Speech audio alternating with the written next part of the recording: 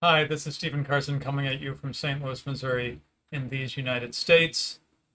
Uh, we are going to do an Econ Minis. Might be quite many today. We'll see. Because I think we have two stories that are really interesting, but I just don't think it'll take a whole lot of time to cover them. Um, what else should I say? Oh, continuing to see subscribers on Subscribestar. And wanted to mention, just saw somebody do this and encourage you to do this. You can subscribe with a $0 monthly subscription. Why would you do that? Because then you can do super chats. They call them tips on Subscribestar, which I will read out at the end. And they don't take as much the money, and it isn't Google taking the money. our best buddy, Google/YouTube. So I just saw somebody do that and recommend it to you. Go to Subscribestar and just get yourself subscribed up for $0 a month, and then you can send comments in, and they take a lot less actually than what Google takes. So anyway, that's cool. Like Subscribestar. Okay, I think that's all the business. Oh, I should mention about next week. Old Glory Club has requested they do a weekly show. I sometimes hand off to it. They have requested that I skip my show next week because it's always on the same night as my show, a little bit later, They've requested that I skip my show next week and come on the weekly current event show that OGC does, which I've never been on because it's always in conflict with my show. And I was like, sure, I can do that one. So no show next week. I will be on Pony Express Radio on the Old Glory Club channel next week, talking about whatever nonsense happened next. Nonsense. I say nonsense. Whatever nonsense or horrifying thing that is also nonsense, which would summarize most of our current events, I think. Okay. All right. Welcome, Black Horse.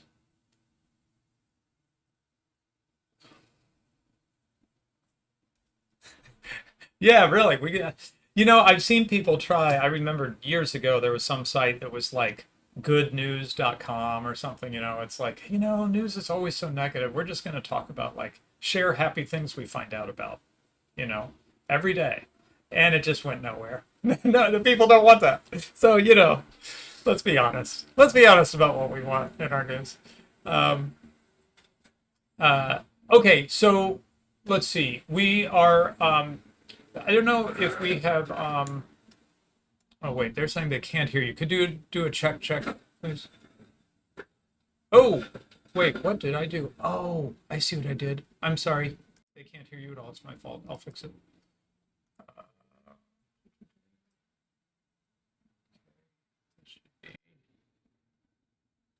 Yeah, I'm not guest one. You're guest one. Yes, I can work this. Okay, check. Chat, can you comment? Oh, there we go. There we go. Okay, now you're there, I think. Chat, can you comment? Can you hear me? Yep. Um, okay, give us just a sec. I had messed up in the settings, but I just fixed it, so they should be able to hear you now. Can you guys hear me now? Yeah. All right, there we go. I've got a positive comment. So yes, you guys now missed we do. all my very witty remarks. Yes. What were we talking about? the glory of positive news that you're going to share on Pony Express Radio next week. Right.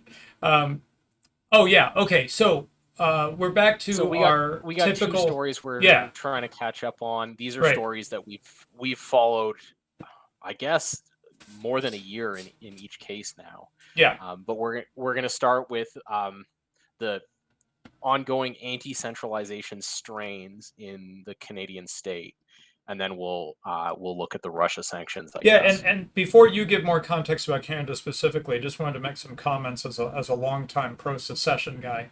I am very open-minded about what secession would look like. I think people imagine, well, United States people, Black Horse, are going to imagine a bloody civil war where, like, 1/3 of the men die, because that's what happened 100, way back in the 19th century. But there have been a lot of secessions since then, many formal with the collapse of the Soviet Union, right? You had all the stands and the Estonia, Latvia, Lithuania, so on and so forth. There's actually been a lot of secessions in my lifetime, and more have happened even than that.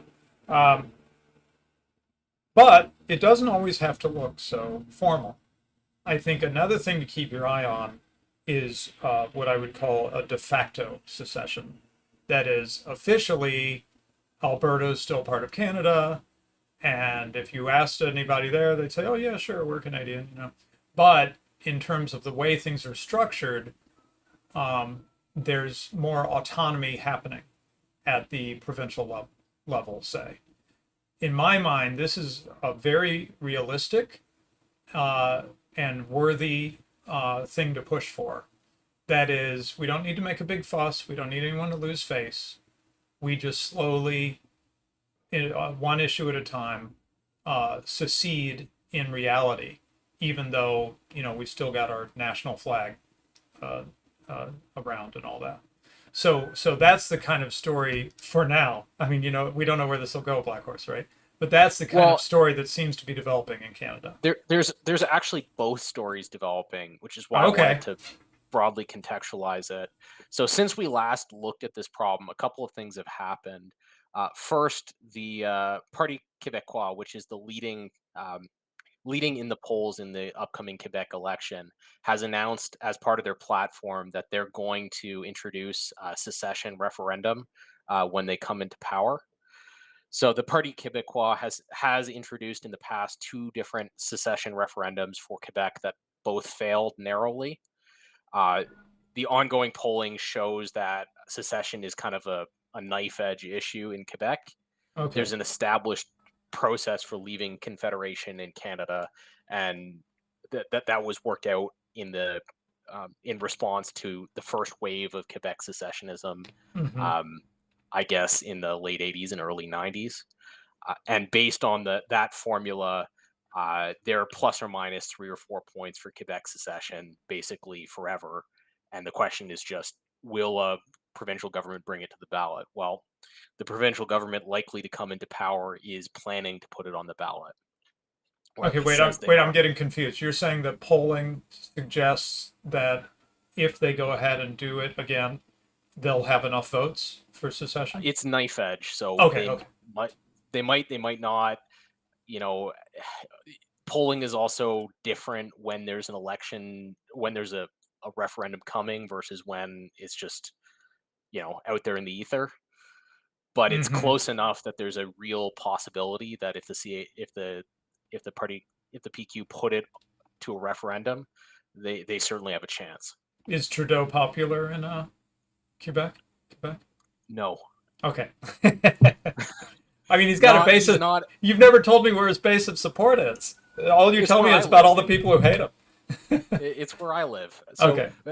Trudeau rules Canada with about 28% of the vote. Really? And that was, yes. That's not much. That's not much. You can understand why we have a lot of secessionist forces. Yeah. When you've got like him in a position of basically absolute parliamentary power. For context here, the prime minister in Canada is like 2 orders of magnitude more powerful than the president of the United States. So we have something called the notwithstanding clause in the Constitution. So it means that unlike in the US, you have judicial supremacy. If a law is unconstitutional, the court is the ultimate arbiter. In Canada, we have parliamentary supremacy. If the court deems a law unconstitutional, either at the provincial level or at the federal level, they can use what's called the notwithstanding clause to override the court and implement whatever the hell they want to do anyway. Okay. Okay. So the court's a bump rather than a real stop. Yeah, the court is the regular situation and not the exception. And this holds true for like the Human Rights Tribunal, which is our like parallel legal system as well.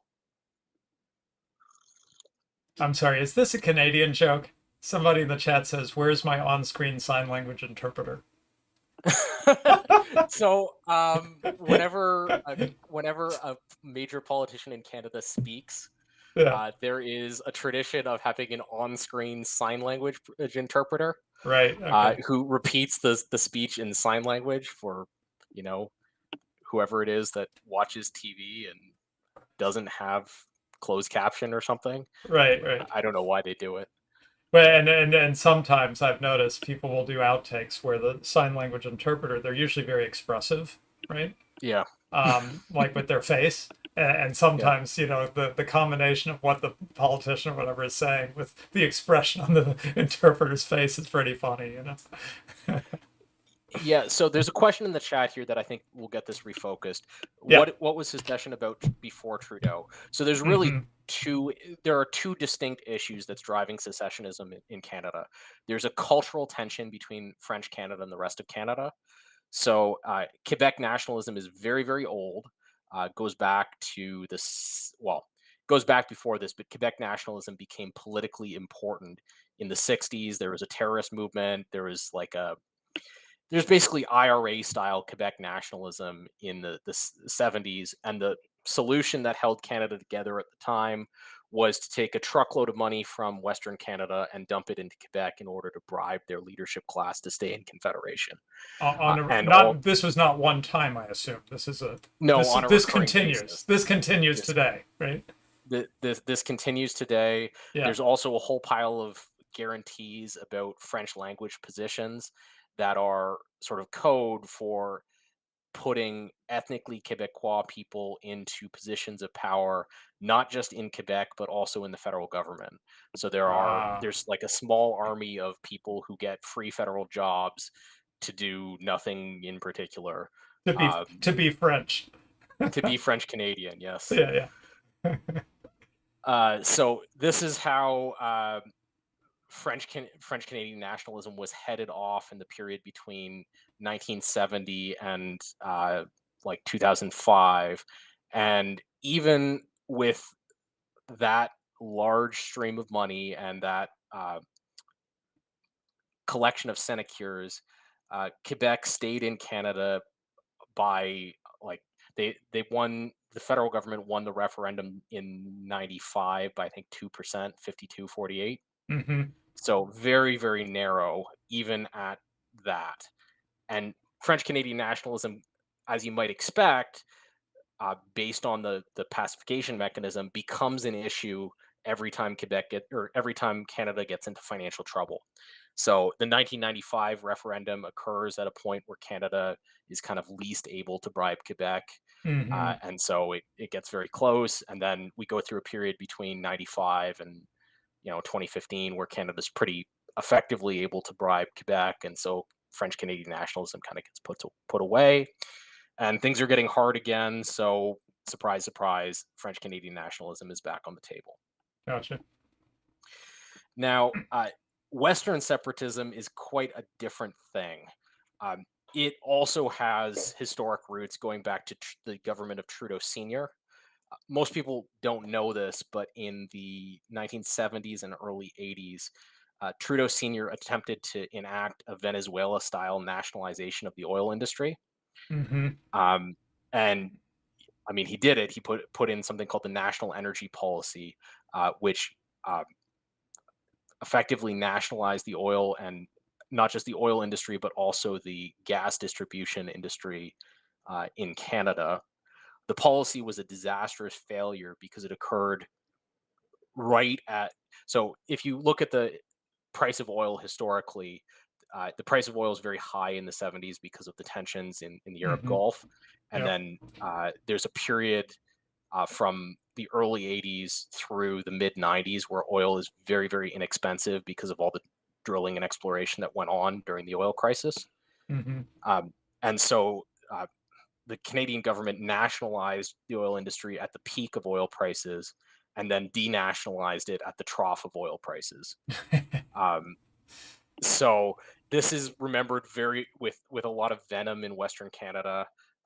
There was a political slogan in the uh, late 70s and early 80s in Western Canada, "Let the Eastern bastards freeze in the dark," that you would see as like bumper stickers everywhere. So that's kind of where the roots are. But that all kind of cooled off. in the period between sort of 1995 and 2010, Western Canada was able to get its surrogate political party, the Conservative Party of Canada, into power in Ottawa, and separatist forces in Western Canada were really kind of cooled by that. At the time, Canada was doing very, very well economically, and everything was good. Mm-hmm.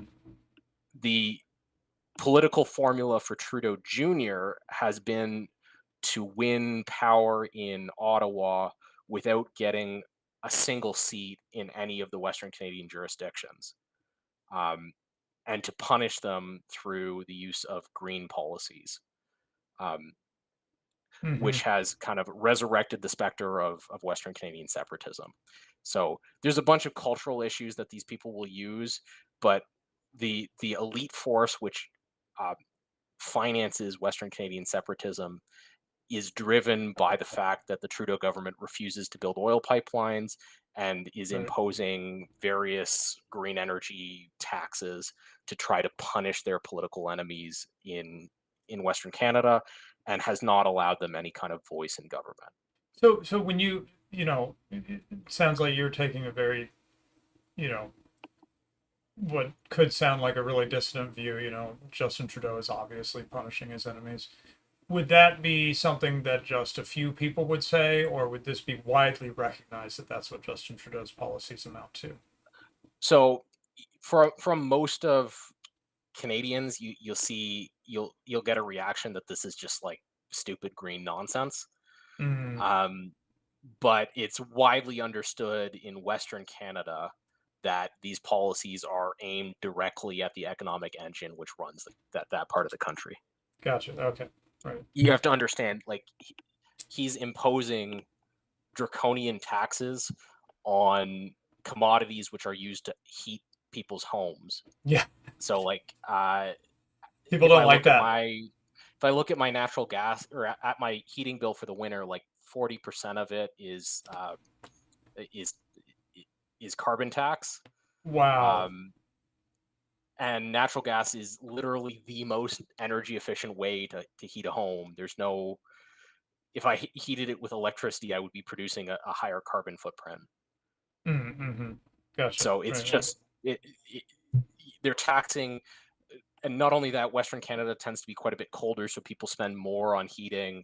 So it's very, very blatantly unfair to people who live outside of his pocket of support in the sort of Toronto-Ottawa corridor. Right. Yeah. So you're saying your natural gas bills are close to double because of this nonsense. Yeah, and some of that close to double just because of the tax. And if you include both tax and the anti-pipeline position of the federal government, you're probably looking at like 10, 20x what they could be if you just, allowed people to transport national gas in the safest and most efficient way to the places where it was needed. Wow. So it's actually worse, the transport costs that you're getting hit with because of him not allowing pipelines. Yes, you have to take natural gas. You have to take natural gas by train, and that's there have been some really, really ugly accidents. Most famously at a town called I can't do, my French sucks. Lake Magnetic in Quebec. They had a train derailment and basically vaporized a third of the town because turns out when you got a train packed with oil and liquefied natural gas and it derails, that can be very bad very quickly. Oh my goodness. So I'm sorry, you mean like a lot of people died? Yeah, like a pretty small town, but more than 100 people died. Wow. And pipelines don't tend to blow up, I gather. Not only do they not tend to blow up, people don't build their house on top of major natural gas pipelines. Yeah. But cargo rail lines run through the middle of every small town, right? Yep, exactly. In my state too. Yep. Okay, so you can Any more understand context? this is kind of the basic the basic piece. So what you have is you have cultural separatism in Quebec, which is, it's at the point where they're looking at referendum, and you have economic separatism in the East, and this is cultural separatism in Quebec, economic separatism in Western Canada, and what you're seeing in Western Canada is this ongoing tax rebellion we've been cataloging. Mm-hmm. So if we flip to the story, Yes, give me just a second. Come on the right one. Yeah, it keeps on getting rid of the little video. I'll see if I can bring that back. There we go. Yeah, yeah, we Premier don't really. Mo responds to Trudeau's good luck with that comment. Yeah, so this is a fascinating little piece of deep lore about taxes and tax rebellions. So in Canada, everywhere except Quebec, all income and sales tax is collected by a central agency called CRA. It's the Canadian equivalent of the IRS. Mm-hmm. So even if you're paying taxes to your local town or your local province, the Canada Revenue Agency is the agency entrusted with actually collecting it. Carbon taxes, however, are a different story, because in order to collect carbon tax, you have to know how much of whatever commodity is actually being used. Mm-hmm. So the Trudeau government has leaned on all the local utility providers to collect carbon tax on their behalf. Canada has a kind of weird system where we've got a lot of nationalized but provincial utilities. It would be as if, I don't know, New York State had a single gas company that had a monopoly on gas distribution in New York. So the Trudeau government has gone to those companies and said, you collect this carbon tax on the bill and you pass it back to us. Mm-hmm. That entity has a monopoly from the provincial government, not the federal government. So the three Western premiers, Scott Moe foremost among them, have directed, in many cases, these are state-owned companies, has directed the gas distribution company not to collect carbon tax from the end consumer. Oh. Um, Now, wait. so I thought you said it's 40% of your bill or whatever. Had they already been doing it and they're stopping them from collecting it, or they never that's started? right. So they had been collecting it for some time. Okay. Trudeau has recently escalated carbon tax by about 3 times. Oof.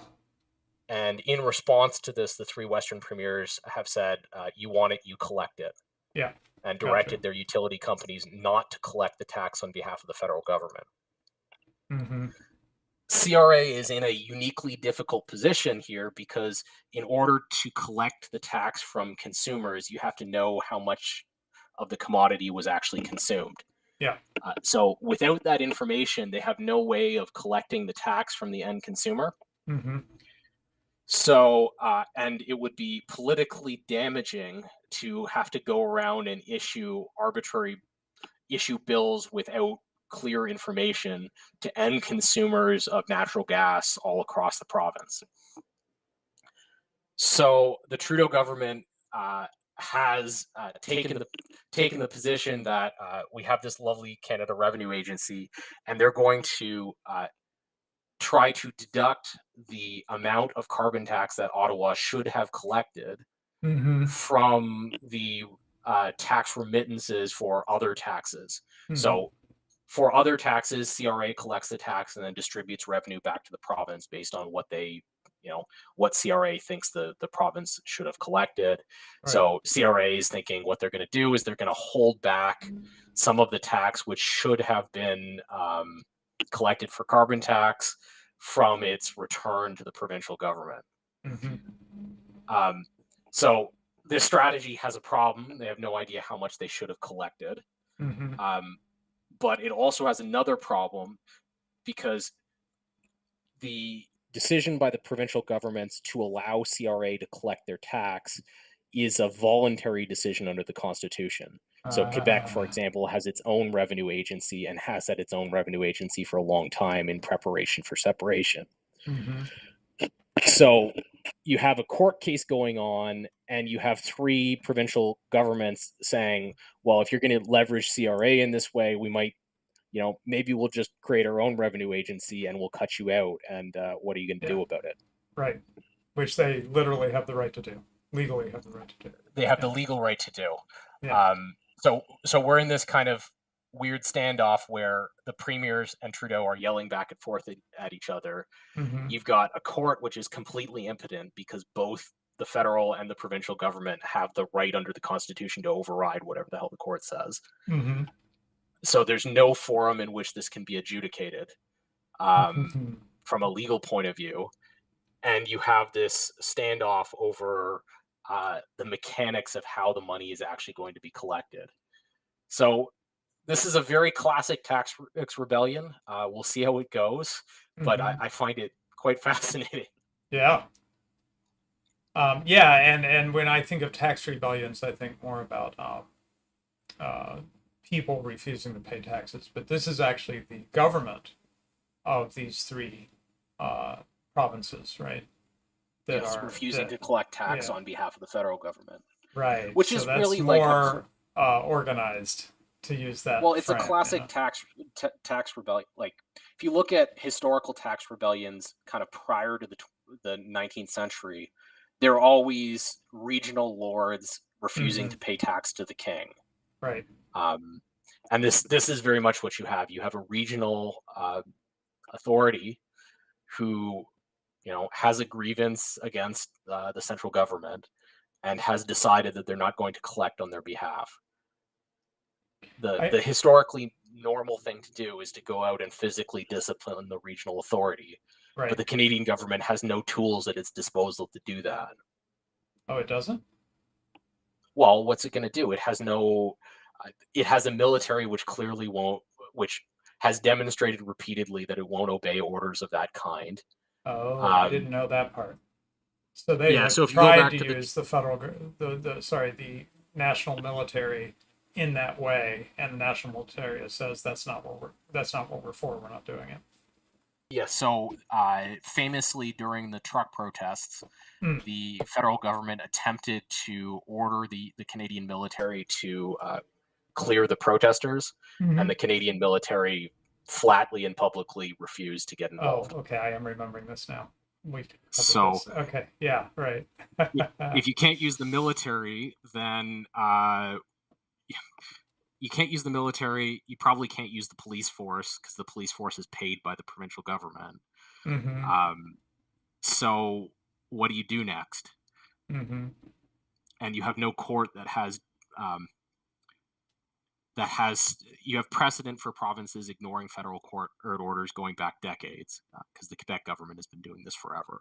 Yeah.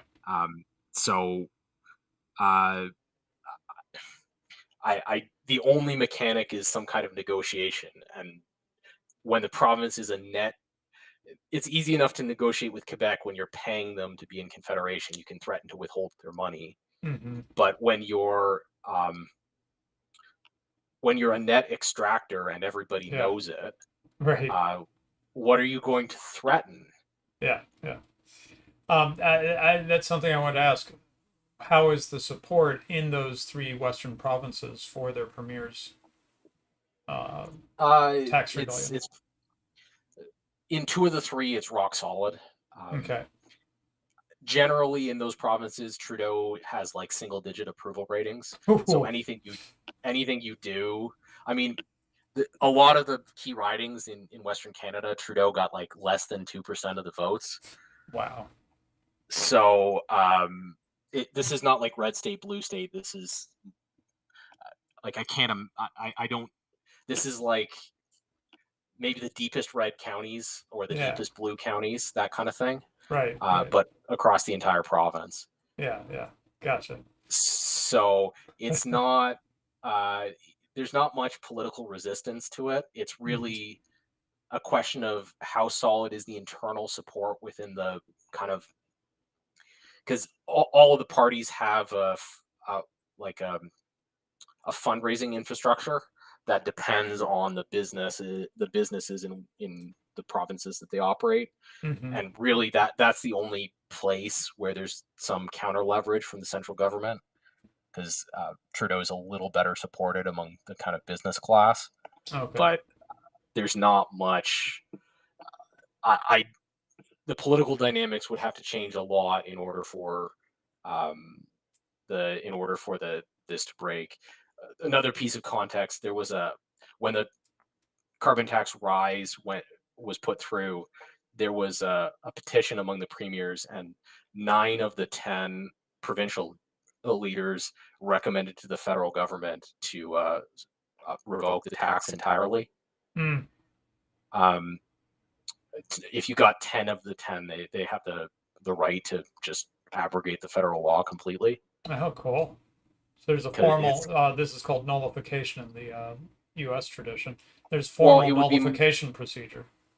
well, it's more like the constitutional procedure. So in the Mhm. U.S., if you can get 75% of the states or something, you can amend the Constitution. It's that kind of In thing. Canada, if you can get 10 of the 10 provinces, um, you can you can alter basically any federal law. Gotcha. Right. We did have one more article. I don't know if there's anything really to highlight from it. I think you covered it, right? Yeah, I mean, this is CRA asking Saskatchewan to audit so the revenue agency is going to audit the Saskatchewan government to try to figure out how much carbon tax it's supposed to owe. Mm-hmm.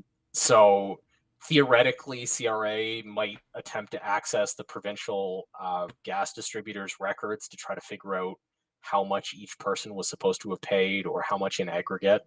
Yeah. This is going to be a very non-conventional audit because, I've never heard of a tax audit where you go and look up everybody's gas bills and figure out uh, how much tax should have been charged on it. I have no idea whether this will work, whether they'll even be able to get cooperation, and if they get cooperation, whether they'll be able to reconstruct what the province owes on carbon tax.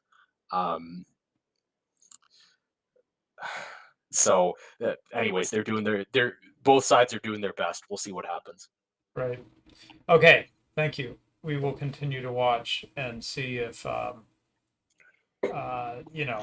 I guess what I'm looking for is situations like this where the central government basically backs down de facto, even if somehow they find some way to declare victory officially. That Yeah, well, if you actually look at what happens, the taxes don't actually go. They don't end up paying the taxes, or they pay some nominal amount so that the central government can save face or something. That's sort of a development I would like to know. Yeah, I mean, tax rebellions are really where the rubber hits the road for decentralization. Yep. If you can actually stop the central government from collecting money from the regional government, you've won the decentralization argument. Right. Yeah. Yeah. Whatever it says on pieces of paper. Exactly. Yeah. Yeah, and I mean, I remember meeting a gentleman from Lega Nord decades ago talking about how the north of Italy was just being extracted from and money sent to southern Italy, and so on and so on, right? You have many cases like this where people just feel like, wow, what are we getting out of this deal? They just take stuff from us and give it to other people, But usually the extraction comes from the region which is the most politically supportive of the regime. Mm-hmm. So if you look at for example, the UK, the UK collects money from London and the central regions and distributes it out to the periphery where the central government is less popular. Mm-hmm.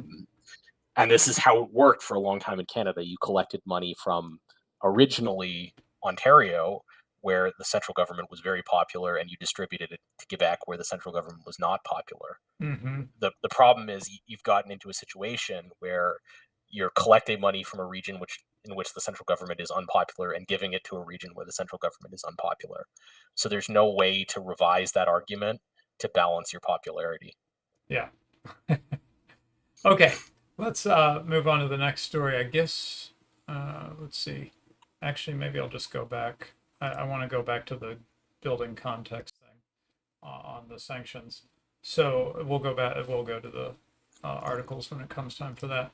Little background for those who haven't been watching us since the beginning of the war in Ukraine is that quite early on, I believe, if I remember correctly, it was within a month of Yeah, the. within 2 weeks of the start of the war, we Was did with a it show two on the weeks? sanction. Okay, Yeah. 2 weeks. Yeah, we did a show called Ruble Stronk, I believe, if I remember Yeah. correctly, and talked about uh, what we expected, what we were already seeing, in fact, but what we expected to happen in regards to sanctions. I used the quote in the marketing, right? Joe Biden said, as a result of these unprecedented sanctions, the ruble almost is immediately reduced to rubble, right? The ruble reduced to rubble. Um, we did not think that that would happen to the ruble. We also did not think that sanctions would be particularly effective. I think one argument I remember in particular is that uh, Russia exports some fungible commodities, energy commodities like Yep. oil, and you know, well, just because Europe stops buying oil doesn't mean that everyone stops buying oil unless you put a giant, you know, bubble around Russia and block it from all sides from trading.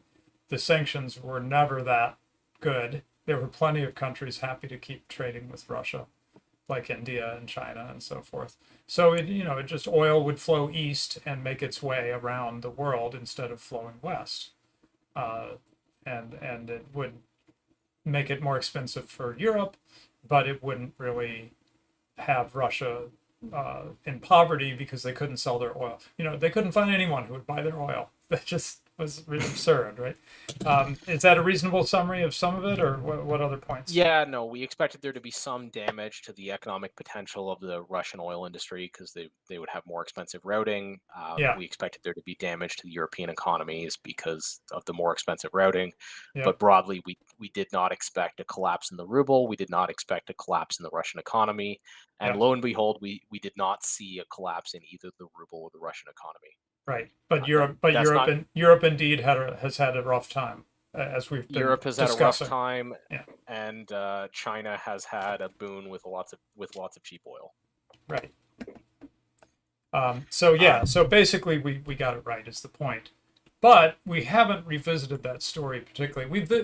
We've talked about the effect on Germany, for example, of the higher energy prices, but we haven't really looked back at Russia to find out what's going on with uh, those sanctions that were going to reduce the ruble to rubble. So, any other comments before we go to our story, Black Horse? yeah, no, it's we thought it would be timely because there's a whole pile of rhetoric in the news, and we thought Mm-hmm. we'd look at rhetoric versus reality. Right. Okay, so let's see here. First story from Atlantic Council. Oh, Atlantic Council, of course. Anyway, uh, if you guys don't know about Atlantic Council, uh, anyway, it's they're bad people. Okay. Uh, U.S. They're a takes think tank. They're a think tank for the American Empire, basically. exactly right. U.S. takes big step toward making Russia pay for the Ukraine invasion. This is April 28th, so this just happened. April 28th, 2024. Um, so what is the rhetoric? They're going to make them pay. And how are they going to make them pay? They already seized Russian assets, right? What else are they going Well, to do? not exactly. So they Oh, froze Russian assets. okay. They didn't seize the assets. So Oh, they've got okay. this vast collection. Uh, there's a large number of Russian US dollars on deposit at the Federal Reserve that they have frozen, but they have not yet seized. Mm-hmm. There's also a whole collection. For example, at the airport I regularly drive by, there's a big, I don't know what they're like, a double decker jet, passenger jet that belongs to some Russian airline that's been sitting there for 2 years since the start of the war. Um, and they've seized this thing, but they haven't sold it off Mm-hmm. or done anything with it. They're simply letting it sit there and accumulating a bill for storage. And the same thing with the yachts of the Russian oligarchs, all this stuff. They've got all of these assets that they've impounded, but they haven't really done anything with. And the Atlantic Council and a whole bunch of other people have collaborated together and said, I know what to do to extract war reparations from Russia. We'll take all this stuff that we impounded and we'll just decide that it is ours. And Hmm. it belongs to us for the rebuilding of Ukraine. Yeah, here's the phrase. The president would be authorized to seize, confiscate, transfer, or vest any Russian state sovereign assets located within the United States, right? Yep. And critically, when they say Russian state sovereign assets, in the sanctions bill, they've got a whole list of what are called politically exposed individuals who Mm. they've decided are close enough to the Russian state that their assets are Russian state assets. Got So it. if you are, for example, the unfortunate owner of the Russian airliner that is sitting at Pearson Airport, um, your assets have been it's been decided that your assets are equivalent to Russian state assets, and Hmm. they're presently frozen. Under this plan, they will be reappropriated for some alternate use. Okay, but part of the reason I think you're going to explain further. Part of the reason why we might not take this posturing that seriously is that they froze those assets 2 years ago, and they're still sitting there 2 years later, right? I mean, that watch what people do, not what they say, right? Well, there's a long history of this. So, for example, the I guess it's the I forget which back in the 70s, the U.S. government froze billions of dollars of Iranian assets, and they held on to them all the way until the Obama administration. So you may see in conservative media this idea that the U.S. government gave pallets of cash to the Iranian regime. Well, that was actually money that was seized from the Iranian government like 50 years ago and kept Mm-hmm. frozen for 50 years. And then the Obama administration, in its infinite wisdom, decided to give it back. Mm-hmm. Um, so, I mean, you can have whatever editorial opinion on either the freezing or the release of those funds, but it's not unprecedented for the U.S. government to hold on to large collections of assets for a very long time Gotcha. as a form of diplomatic leverage. One of the Right. things that's unusual about the Russian seizures is that they didn't just seize cash, they seized a whole pile of things. So, for example, the jet at Pearson Airport, but they seized like four super yachts worth collectively over $1 billion, all kinds of stuff, lots of Mm-hmm. property, uh, stuff that you can't just kind of leave as a book entry in a bank account for 50 years. Yeah. You have to do something with it. Right. Yeah. So I I'm not sure what the plan was. I kind of assumed that the intent was to use them as leverage in a peace negotiation, Right. and I kind of assume that this article is saber rattling in that process. And I think the corresponding Russian article lends some Yeah. credence to that story. Right, here we go. So Reuters, this is, oh, wait a second, I didn't notice the dates. Okay, so this Ukraine alert is April 28th. This Reuters story is April 29th, the next day. Yes. Moscow may seize private U.S. assets in Russia if U.S. seizes the frozen reserves, says Putin ally, which I guess is their way of sending a little threat, right, through this guy. Well, and critically, there are a lot more U.S. assets in Russia than there are frozen Russian assets in the American Empire. Oh, Uh, interesting. so it's something like 80 billion versus 200 billion. It's more than twice the number of the dollar value of U.S. assets in Russia. Mm-hmm. So in the kind of who's got who situation, there appears to be a lot more to seize for the Russian government, who have thus far been pretty restrained in what they've done Yeah, with respect to private assets of U.S. individuals. right. Broadly speaking, this is consistent with a pattern of a government who is trying to make peace, whereas the threats you see from the Atlantic Council is representative of a think tank which is trying to not make peace. Yeah.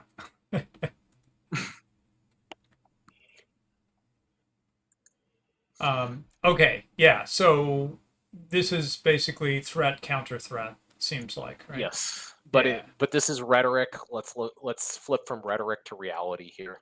Yeah. So this came as maybe you're less surprised by this, but this came as a surprise to me, and it confusing at first because the first thing we see is it sounds like, oh, the U.S. is gonna ease off on sanctions now in 2024, 2 years later. They're gonna ease off on sanctions because we need to, buy energy stuff from Russia because they're a great provider of oil and so forth. They're going to ease off on sanctions. No, that's not quite right. They already made an exception to the sanctions to be able to buy Well, energy products from Russia a long time ago, yeah. right? So I wanted to get at this because this went around Twitter as though this was part of the narrative that we're taking steps towards reintegrating Russia into the world order and making Mm. peace in Ukraine. Oh, got it. So if this was a news story, that might be a fair assessment. Mm-hmm. However, if you actually look into the story, uh, this is not a new list of exemptions. Back in 2020, what is it, 2022? Late 2022. 2022, June Yeah. 2022 is the headline here. Yeah. So only about 3 months after the war began and the sanctions package was applied to Russia, the US wrote a list of exemptions to the sanctions. And that list of exemptions to the sanctions hit all of the banks which were critical in exchanging uh, in exchanging cash for energy for key buyers in Western countries of Russian energy. Um, this was obviously not a big headline at the time. It was not played up in the media, Amazing. but this has been going on, and they issued the exemption on a short term, Mm-hmm. but in behind the scenes they've extended it already 5 times. Right. Um, So we were and we the were latest, we were not even hearing about, oh wow, they decided to extend this. We didn't expect them to do that. No, we just were hearing about the fifth time they extended it. It's literally like no news except for the fact that we had missed that they had put this exception in the beginning, or almost at the beginning, you know?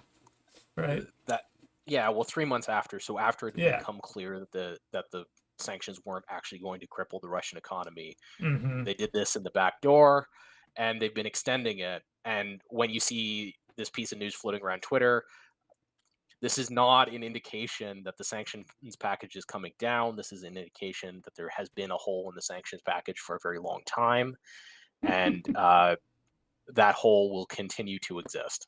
Yes. So funny. Uh, I don't know. Why do I find that funny? I guess, well, it's just, it's pretty normal, right? With politics. They will make a lot of noise to appease some constituency or something, right? But that might not change what they do at all, right? It's just Yeah, talk. This is it sort of sounds a lot to similar. me. It sounds very much to me like the what is it, the Rwanda policy in the UK, where the government comes out and announces we're going to send all the illegals to Rwanda, and it turns out they're going to send like 3 people there. Yeah, right, right, right. Yeah, we're gonna crush Russia with sanctions. We're gonna buy a bunch of energy from them, actually, quietly. Yeah, How'd they keep it so quiet? Because the sanctions story was big, big news, right? yeah, They were really posing that they were gonna crush Russia, and then they just backed it off like very quickly and somehow quietly. Though this story we have up here, it's on Reuters. It's from June 14th, 2022. Anyone could have read that story back then, but it's a lot about what gets emphasized and what doesn't get emphasized, right? yes, yeah.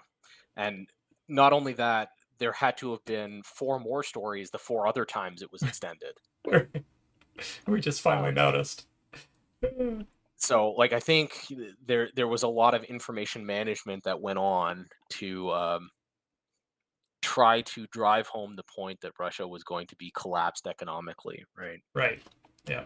Okay, so what this doesn't tell us is the magnitude, right? This original story says U.S. allows some Russian energy-related transactions just until December 5th, and then they extended it. Okay, but what about the sum? Maybe this isn't very much that's happening. They're not allowing much purchasing of energy products from Russia, but we have an Yeah. indication of magnitude, right? So according to the Financial Times, this channel was used in 2022 to purchase energy sufficient that there was $805 billion worth of taxes owed against the purchases in Russia. So I'm No, not no, sure wait. exactly how much energy you can buy for $805 billion worth of No, no, taxes, but sorry, 800 million. Yeah, sorry, 800 the million. the Yes. largest Western banks. I found the FT story. The largest Western Yeah. banks that continue to operate in Russia have paid 800 million euros, about 857 million US dollars, in taxes in 2023, which Yeah. is wait, there's more, which is 4 times more than before Moscow's full-scale invasion of Ukraine. Wait, what? Yeah. So they're So they're actually buying part of more that is energy? What's going on? because there's only 8 banks on the exemption list, so you can't go through any other channels to pay your taxes. Oh, So you would expect the number to go up because okay, I see. there's no other channels to pass money back and forth. But certainly you're looking at significant financial transactions in order to incur that much Here, I'm tax. just gonna pop this story in here. This is Yahoo Finance, but it's coming from FT means Financial Times, I assume, right? Yes, Uh, Financial Times out of the UK. yeah, it's the source of it. And let me just see if there's one more detail here to explain the 4x. I don't think they really explain it in the article. Yeah, okay, 800 million euros in taxes compared to 200 million euros in 2021. Um, the taxes paid by the bank are equivalent to about 0.4% of all expected non-energy Russian budget revenues, right? And then someone says this is an example of how foreign companies remaining in the country help the Kremlin maintain financial stability despite Western sanctions. Foreign companies? What are they talking about? Well, they're talking about like the people who are paying this tax from outside the country, right? Oh, okay. I see. Foreign to Russia. I was thinking Yeah. not non-US or whatever, but I mean it's No, literally foreign to US bank. Russia. It's literally US banks. Right. That's correct. Yeah. Yeah, yeah. um, oh, I So see. I Oh, mean, I see. No, this is it. Here, this is the last line has it, Black Horse. The growth of European banks' profits is partly explained by the funds they cannot withdraw from Russia due to restrictions imposed by Moscow after the invasion. I see.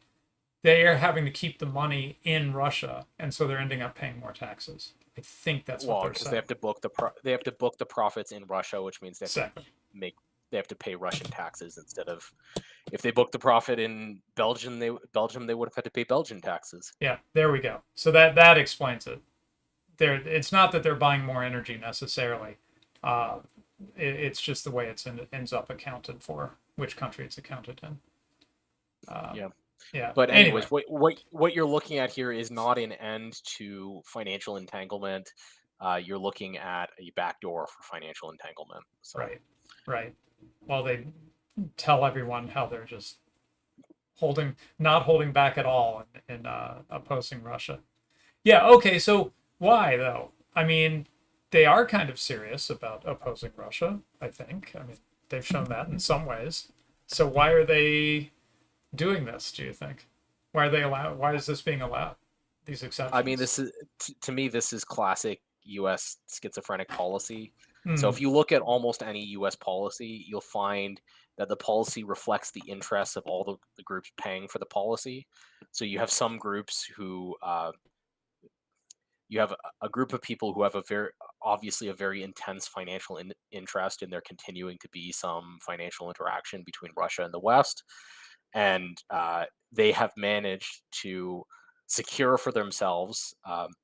I don't know how much money that $805 million of taxes is worth to them, but I'm sure it's a lot. So I'm sure they are, rather than forego that money, I'm sure they have used that money to apply political leverage in whatever jurisdiction is required in order to keep this back door open, whereas the grand narrative is running counter to them. Amazing. This is like, we saw this forever in Canada, where the federal government would every year talk about how they were going to shut down the coal industry, and every year the coal industry got bigger, because it turns out that almost all the coal mined in Canada was being exported. So you shutting down coal plants in Canada was kind of irrelevant to the coal industry.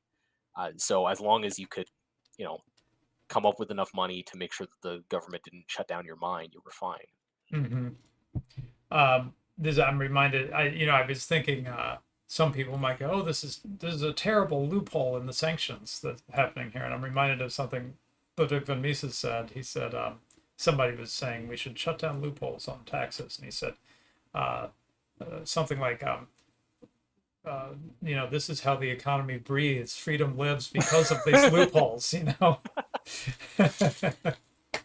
Yeah, I mean, I continue to be an advocate for flat taxes that have no special exemptions, because they minimize the benefit of buying political power. I see what you mean. Yeah. But that's not the real world. In the real world, people buy political power, and with that political power, they create loopholes, and that's the way the world is. Yep. Okay. Anything else on the sanctions, state of sanctions?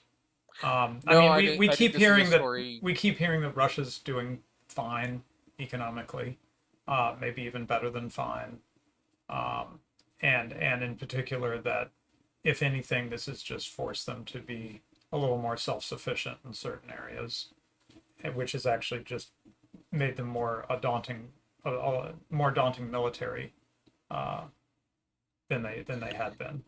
That's kind of what I've been hearing, but I don't have numbers on any of that. Yeah, I mean, that's a narrative that's out there. There's definitely some effect to consumer goods in the country. Yeah. How much that matters to you depends on your political perspective, I suppose. It's very hard to evaluate these kinds of things, but certainly a sanctions policy like this is equivalent to the kind of industrial policy that you saw in the United States, the United Kingdom, in Germany, in the periods of rapid industrialization in those countries. And it seems to be having a similar kind of effect, where Russia is developing critical war industries internally as a consequence of these sanctions. Whether that's good, bad, or indifferent, that depends on your perspective, I suppose. Yeah, I wasn't trying to do a value judgment. Just some people just assumed that without being hooked into sort of the U.S.-led economic system, they would just absolutely collapse tomorrow, right? The next day, Yes. and that's certainly not the case. That's not the case. What's a harder read for me is, are they doing very well? Are they getting by?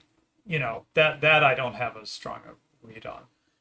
Yeah, and a lot of it seems to be just like an engine for transfer of ownership. So one of my favorite sub-stories of the sanctions is Russian McDonald's. So prior to the sanctions, McDonald's had several hundred restaurants in Russia. The sanctions package applies. McDonald's shuts down operations in Russia. The restaurants are bought up for like pennies on the dollar by local operators, and they now have like Russian McDonald's operating basically the same operation with some substitutes under a couple of different Russian trade names. The net effect of this seems to have been a transfer of wealth from from the owners of the American franchise and McDonald's, McDonald's is a real estate company. They own the real estate for the franchise owners. So McDonald's lost money in this, and whoever owns the real estate now bought it at a substantial discount as a Right. consequence of the sanctions. So it seems to me that the effect of the sanctions has mostly been a transfer of assets to Russian ownership, um, and the reorganization of the energy markets, which has, you know, wide ranging consequences. Um, but the other effect of the sanctions that doesn't get much talked about is, for example, there's in the bloc of countries which trade with Russia, there's no sugar grown particularly. So Mm, some of these other commodities are having to come in through circuitous routes. yeah. A lot of the stand countries in Central Asia have seen massive spikes in their import export market. Yes, So yes. I was going to bring that up. they're Yeah, it being was used as smuggling stopovers, basically. right. Um, Yeah, so it didn't so come from Russia. It came from Uzbekistan or whatever. Right. yes, Wink, wink, wink, or wink. when Trinidad exported its sugar, it didn't go to Russia; it went to Uzbekistan or whatever. Oh, I see. The So other way as well. Yeah, yeah. so I'm not sure if you're a Russian consumer. I'm sure you're paying in order to have that transaction affected. Um, but I mean, we don't see pictures of Russians starving in the streets, so it Yeah, yeah. can't be that bad. It's working out somehow. It's just economic uh, inefficiencies have been introduced. Things are Yes. trundling along and just traveling longer than they need to, really, if this all this stuff wasn't going on. Um, okay, yeah. So thank you. I love the idea of doing an update because it literally has been more than 2 years since we talked about Russia sanctions, and Yeah. so it's good to check back in on it. Pat Well, I was ourselves on the thinking, like, back for getting it right out of the gate. You know. if Econ Minis had existed in the Carter administration, we could have updated on Iranian sanctions for the next 50 years. Yeah. Right. So, you Exactly. know, Yeah, we'll wait until something interesting happens with sanctions on Russia. Um, we'll see. Yeah, I mean, according to Colonel Douglas McGregor, Ukraine's about to collapse every day for the last 2 years. So I'm sure he'll be right one of these days, and then we'll yeah. Well, see things shift. anyways, Um, I think that's all the stories we had. It was just a quick yep. show. Is there anything else we want to talk about before we close? No, just mention once more that I'm gonna skip the show next week because I'm gonna appear on the Old Glory Club's Pony Express Radio, their weekly current event show at their request. And we will stop there. Thank you, Black Horse. Thank you.